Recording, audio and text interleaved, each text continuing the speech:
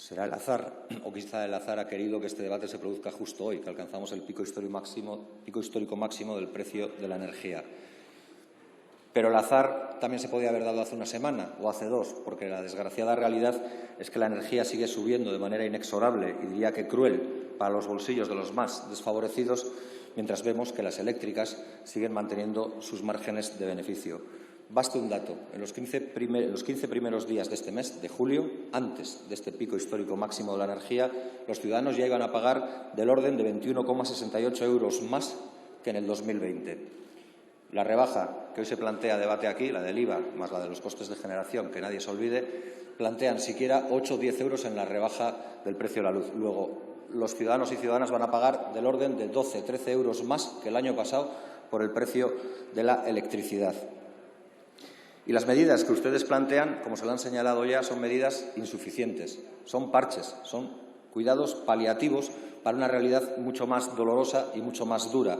Al final, plantear bajar el IVA del 21 al 10% es que el Estado recaude 1.000 millones de euros menos al año, que tendremos que compensar de alguna manera y tendremos que conseguir que de alguna manera no afecten a todos los servicios sociales y a todos los servicios públicos que el Estado oferta. Pero hay más. El precio o la rebaja del 7 al 0%, más generosidad no se le puede pedir a este Gobierno pretendidamente de izquierdas, supone que el Estado deje de ingresar 970 millones de euros al año.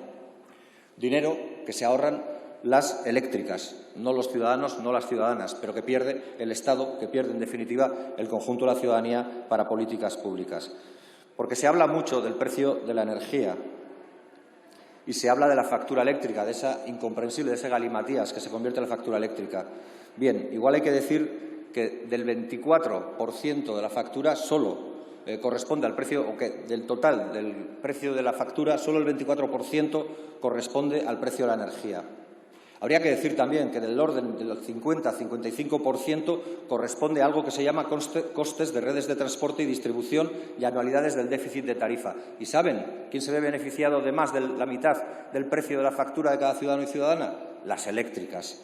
Y solo un 10-15% corresponde a los impuestos. Y es ahí donde hemos decidido, o donde este Gobierno ha decidido actuar en lugar de hacerlo sobre el porcentaje mayor, sobre la parte mayor del precio de la factura, el que tiene que ver con los costes de las redes de transporte, distribución y anualidades del déficit de tarifa. Y todo esto se hace porque siempre se nos dice que hay un pool, el pool de la energía, que es el que determina los precios. Se lo han dicho ya. Si todos y todas o muchos países se ven obligados a acudir al mercado internacional y no todos deciden incrementar las tarifas del modo en la que se hace en el Estado español, habrá que mirar en el Estado español por qué aquí sí se incrementan. Y ahí que nos encontramos con el famoso pool de la energía. ¿Y qué es el pool de la energía? Para que se me entienda mejor, pues los generadores y comercializadores de energía. ¿Y quiénes son estos generadores y comercializadores de energía? Pues son el oligopolio eléctrico. Son Endesa, Iberdrola, Naturgy y EDP. Son, sobre todo, Endesa y Iberdrola, que controlan más del 70% del mercado eléctrico. ¿Y decide este Gobierno poner coto a esa posición de predominio y de determinación de los precios a los ciudadanos y ciudadanas por parte de las eléctricas? No. ¿Decide exigirles más? Tampoco. Llevamos más de un año pidiendo desde esta tribuna que el Gobierno pusiera algún tipo de impuesto, de fiscalidad, que permitiera que aquellas empresas que se han beneficiado incluso más durante los tiempos en los que estamos viviendo de atravesar la pandemia pudieran pagar más.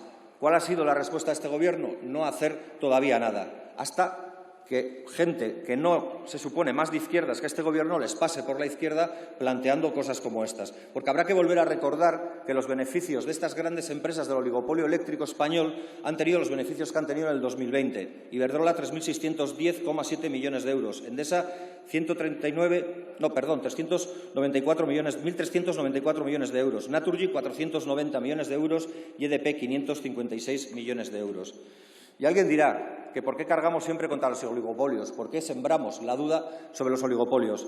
Pues porque tenemos razones y la justicia nos da la razón. Porque Iberdrola ha sido condenada por algo que hizo para alterar los precios del mercado, para manipular el precio de la energía entre noviembre y diciembre del 2012.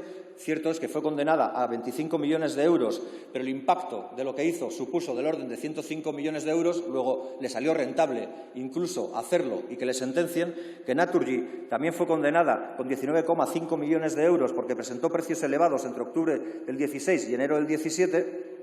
O porque Endesa, que también fue condenada a 5,8 millones de euros por hacer lo propio también entre octubre y enero del 17. Todas estas empresas con beneficios escandalosos alteran los precios a veces del mercado y lo único que encuentran son sanciones que se encuentran muy por debajo del beneficio que han obtenido con esa alteración. Así es difícil poder atajar esta realidad. Nosotros les hemos pedido de manera reiterada que sancionen más y que recauden más a quien más tiene, y en este caso a las eléctricas, porque se han beneficiado de una situación de privilegio y yo diría que de predominio del propio mercado. No entendemos por qué siguen sin intervenir o siquiera plantearse la creación de un ente público. Entes públicos que ya se están planteando en diferentes autonomías, incluso en la de Asturias. Quizás el señor Martínez Oblanca pueda tener algo que decir ahí o tener algo que pintar en esa posible energética asturiana. Pero, en cualquier caso, si ustedes no hacen nada, seguirán alimentando la idea del mito de la caverna de Platón, que es que nos tienen mirando de espaldas a la realidad para que veamos sombras que nos proyectan una realidad que no es y que nos dice que el precio de la electricidad tiene que indubitadamente seguir subiendo porque no hay nada que hacer y porque todos son factores externos. Pero, además, así se seguirá sembrando en la ciudadanía una lógica desconfianza hacia el poder político, porque verán que las puertas giratorias, esas que me llevaría a toda una intervención relatar aquí con nombres y apellidos de gente ilustre de la política española que ahora se encuentra viviendo a cuerpo de rey o a papo de rey en los consejos de administración de las eléctricas, sigue teniendo mucho que ver en la posición de cualquier gobierno. Si la energía es un sector estratégico y la electricidad un bien común, la intervención del poder público se convierte no solo en una posibilidad, sino en una obligación, sobre todo cuando hay pobreza energética. Y termino con una cuestión. Estos días de efemérides, también con el alzamiento fascista de 1936, hemos oído a algún historiador de 3 al cuarto, a un tal Camuñas, decir lo que ha dicho. Yo quiero traer a Paul Preston. Paul Preston decía que en ese momento se cometió el error de pensar que si se pausaban los ritmos de cambio, la reacción se calmaría. Pero eso no pasó y la realidad la sufrimos durante 40 años. Muchas gracias, señor Matute.